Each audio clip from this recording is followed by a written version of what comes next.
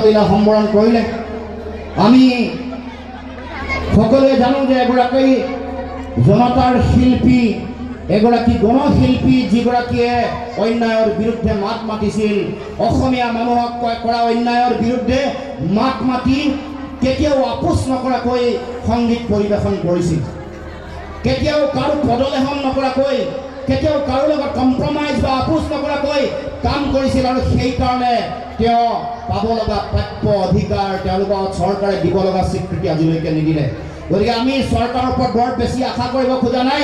মই এটা কথা আজি এই শিল্পী দিৱসৰ মঞ্চৰ পৰা মই অইল ইণ্ডিয়া কৰ্তৃপক্ষ, অসমৰ মাটিৰ তলৰ পৰা তেল নিষ্কাশন কৰি অন্যতম ধনী ৰাজহুৱা খণ্ডৰ উদ্যোগ হিচাপে প্ৰতিষ্ঠা কৰা অইল ইণ্ডিয়া লিমিটেডৰ সমগ্ৰ বিষয়ববীয়াসকলক, CMDকে ধৰি সকলো ডাইৰেক্টৰক ক'ব খুজিছোঁ যে ৰাজীৱ হদিয়াৰ পত্নীক অইল ইণ্ডিয়া লিমিটেডত চাকৰি প্ৰদান কৰিব।